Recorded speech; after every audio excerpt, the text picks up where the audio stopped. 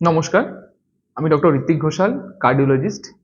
আজকে আপনাদের সাথে একটা খুব ইম্পর্টেন্ট একটা টপিক নিয়ে একটা আলোচনা করব। সেটা হচ্ছে একটা গল্পের মতো করে আলোচনা করব। আজকের টপিক হচ্ছে মায়োকার্ডিয়াল ইনফার্কশন, যেটাকে আমরা বলি হার্ট অ্যাটাক। আজকালকার দিনে দেখা যায় যে হার্ট অ্যাটাকের কোনো বয়সের কোনো ভেরিয়েশন নেই। 30 বছর থেকে 80 বছর বয়স অবধি যে কোনো মানুষের হঠাৎ হার্ট অ্যাটাক হচ্ছে এবং বহু মানুষের জীবন সেই হার্ট অ্যাটাক কেড়ে নিচ্ছে। একটা ছোট্ট গল্প বলি, সেখান থেকে বুঝতে পারবেন যে আমরা হার্ট অ্যাটাকের চিকিৎসা কিভাবে করা উচিত বা আইডিয়ালি কিভাবে এগোনো উচিত। এক ভদ্রলোক, তিনি আমার সোসাইটিতে মাঝে মাঝে আসেন। তার 2-3 জায়গায় ফ্ল্যাট আছেন, তিনি থাকেন অন্য কোথাও। এখানে নিউ টাউনে আমার সোসাইটিতে 2 দিনের জন্য এসেছিলেন বাড়িতে। ওখানে ঘুরবেন, ঘুরে চলে যাবেন। হঠাৎ করে ভোরবেলা 5টার সময় তার সাথে আমার পরিচয় রয়েছে, ফ্যামিলিগতভাবে পরিচয় রয়েছে। ভোর 5টার সময় তার ওয়াইফ এসে আমার দরজা নক করছেন যে, ডাক্তারবাবু প্লিজ চলুন, দেখুন আমার হাজব্যান্ডের মারাত্মক বুকে ব্যথা হচ্ছিল, হতে আর প্রচণ্ড ঘাম হচ্ছে। তো ডেফিনেটলি আমি বুঝলাম যে মারাত্মক বুকে ব্যথা এবং তার সাথে যখন মারাত্মক ঘাম হয়, সেটা কোন দিকে প্রোগ্রেস করে। আমি গেলাম নিচে, ওনার পেশেন্টকে গিয়ে দেখলাম। দেখলাম যে ওনার প্রচণ্ড সোয়েটিং হচ্ছে, এটাকে বলে আমার প্রফিউজ সোয়েটিং, এবং তার সাথে এই জায়গায় হাত দিয়ে মারাত্মক বুকে ব্যথা। টিপিক্যাল বলে এই জায়গাটা ধরে থাকা, মানে চেপে কিছু একটা বসে আছে বা ধরে আছে, কোনোভাবে ছাড়ছে না, এক্সক্রুশিয়েটিং পেন। এই জিনিসটাকে আমরা লিভাইন সাইন বলি, মানে টিপিক্যাল সাইন। কারো যদি নন স্পেসিফিক বুকে ব্যথা বলে এখানে ব্যথা এখানে ব্যথা এরকম করে দেখাচ্ছে, কিন্তু কারো যদি বলে বুকের এখানে চাপ দিয়ে ধরে আছে, সেটা কিন্তু খুব সিগনিফিকেন্ট যে এটা কোনো হার্ট অ্যাটাকের বড় লক্ষণ। এবং তার সাথে প্রফিউজ সোয়েটিং, মানে প্রচন্ডভাবে ঘাম দেওয়া। তো যখন আমি দেখলাম যে এরকমটা হচ্ছে, আমি তাকে ওখানে সরবিট্রেট খাওয়ালাম একটা। বিপি দেখলাম ভালো আছে, প্রেশার ভালো আছে, দেখে একটা সরবিট্রেট দিলাম। খাওয়ার পরেও তার বুকে ব্যথা কমলো না। ইমিডিয়েটলি তাকে বললাম যে আপনি ইমিডিয়েটলি যান, যে নিয়ারেস্ট যেখানে আপনার হার্টের কোনো আমরা ট্রিটমেন্ট করতে পারবো, সেটা 15 মিনিটের দূরত্বে ছিল নিউ টাউন আমার বাড়ির পাশ থেকে। আমিও 10 মিনিটের মধ্যে পৌঁছে গেলাম। সকাল 5:30। সেই সময়টা ওখানে গিয়ে আমাদের কি করণীয়? ট্রিপল টেস্ট, একসাথে পরপর 3টে পরীক্ষা হয়। 1 নম্বর একটা ইসিজি, সেকেন্ড হচ্ছে একটা ট্রোপোনিন টি, যেটাকে বলি বায়োমার্কার, 3 নম্বর হচ্ছে একটা ইকোকার্ডিওগ্রাফি। ইসিজি করে দেখলাম ওনার হার্টের একটা রিদমের চেঞ্জ হয়েছে। তো আমার ধারণা আরো ক্লিয়ার হচ্ছে যে জিনিসটা হয়তো ওনার অ্যাকিউট হার্ট অ্যাটাকই হয়েছে। 2 নম্বর ট্রোপোনিন টি পরীক্ষা হলো, সেটা পজিটিভ এলো। 3 নম্বর ইকো যখন করে দেখলাম, তখন দেখলাম হার্টের পাম্পিং ফাংশন খারাপ হয়নি, ভালো আছে, ঠিক আছে। তো যখন ট্রপটি পজিটিভ, পেশেন্টের বুকে ব্যথা হচ্ছে এবং ইসিজিতেও সিগনিফিকেন্ট পরিবর্তন, যেগুলোকে আমরা এসটি চেঞ্জেস, তখন আমি বললাম এই পেশেন্টকে ইমিডিয়েটলি অ্যাঞ্জিওপ্লাস্টির জন্য নেওয়া উচিত। মানে অ্যাঞ্জিওগ্রাম করে যদি লাগে তাহলে স্টেন্ট করা, কারণ তার বুকে ব্যথা শুরু হয়েছে ভোর 4:30 থেকে, আমার 5:30 বাজে, এবং আমার কাছে গোল্ডেন আওয়ার হচ্ছে 2 ঘন্টা 120 মিনিট। তো কারোর যদি বুকে ব্যথা শুরু হয় এবং 120 মিনিটের মধ্যে সে যদি অ্যাঞ্জিওপ্লাস্টি করা যায় এরকম হসপিটালে পৌঁছতে পারেন, তাহলে সেটা হচ্ছে গোল্ডেন টাইম।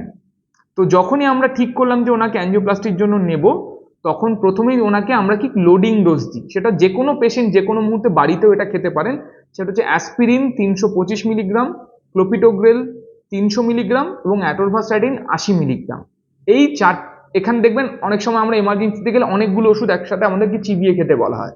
প্রায় 12টা ওষুধ, মানে অ্যাসপিরিন 75 মিলিগ্রামে পাওয়া যায় তো 4টে দিল, ক্লোপিটোগ্রেল 75-এ পাওয়া যায় 4টে দিল, অ্যাটোরভাসাইডিন 20-র 4টে, তো 12টা ওষুধ একসাথে চিবিয়ে খেলাম। তখন আমরা বুঝলাম যে লোডিং ডোজ পাওয়া হলো।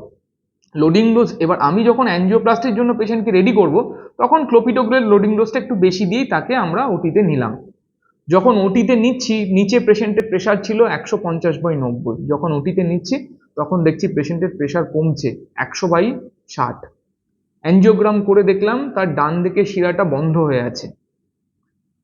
আবার বাঁ দিকটা যখন দেখলাম, বাঁ দিকেও দেখলাম বাঁ দিকে আর্টারিটা থেকে খুব ধীরে ধীরে ব্লাড সার্কুলেশন হচ্ছে।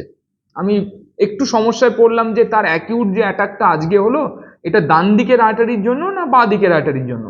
সাথে সাথে ইকোকার্ডিওগ্রাফি টেবিলে বসে দেখলাম, দেখছি হার্টের পাম্পিং ফাংশন আগের থেকে কমেছে, এবং যে অংশটা এখন কালপ্রিট, যার জন্য ব্লকটা হয়েছে, সেই অংশটা অকেজো হওয়া শুরু হয়েছে। তার মানে just at the right point আমরা ওকে অ্যাঞ্জিওগ্রামের জন্য নিয়েছি এবং লাগলে সেটার ব্যবস্থা করতে পারি। বুঝলাম যে ডান দিকটা বহুদিন আগে থেকে ব্লক ছিল, ওর হয়তো বুকে ব্যথা করতো কিন্তু পাত্তা দেয়নি, ভেবেছে গ্যাসের ওষুধ খেয়ে কমে যাচ্ছে, সেই নিয়ে ছিল। তো ডান দিকের ব্লকটা আগেই ছিল, বাঁ দিকটা অ্যাকিউট অ্যাটাক হয়েছে। সাথে সাথে আমরা ওই আর্টারিটাতে একটা স্টেন্ট করলাম, সেটাকে বলে প্রাইমারি অ্যাঞ্জিওপ্লাস্টি। স্টেন্ট করে আর্টারির ফ্লো খুব ভালো হয়ে গেল, পেশেন্টের বুকে ব্যথা কমে গেল, প্রেশার আস্তে আস্তে বাড়লো।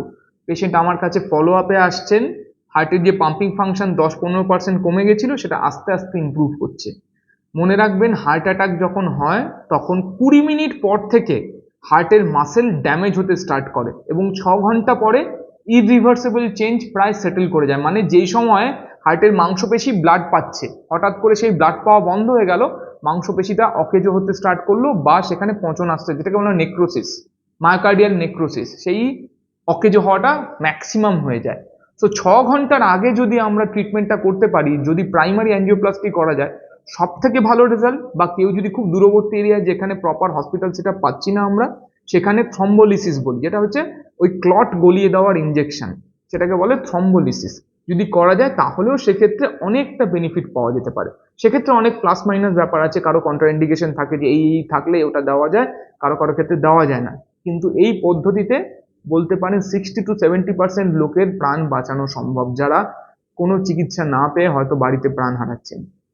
তো এই ধরনের বুকে ব্যথা যখন ঘাম দিয়ে অত্যাধিক মাপে হবে, সলভিটেড ট্যাবলেটে কমছে না, তখন ইমিডিয়েটলি লোকাল কোনো কার্ডিওলজি সম্পন্ন কোনো জায়গায় যেখানে স্পেশালিটি আছে যোগাযোগ করুন, এবং প্রাইমারি অ্যাঞ্জিওপ্লাস্টিক সুবিধা থাকতে সবসময় সেই সুবিধা নেওয়ার চেষ্টা করুন। যদি না হয় তাহলে লোডিং ডোজ যে ওষুধগুলো বললাম সেগুলো খাইয়ে থ্রম্বোলিসিস যদি করা যায়, তাহলে সেক্ষেত্রে থ্রম্বোলিসিস ব্যবস্থা করলে আমার মনে হয় অনেক বেনিফিট পাওয়া সম্ভব।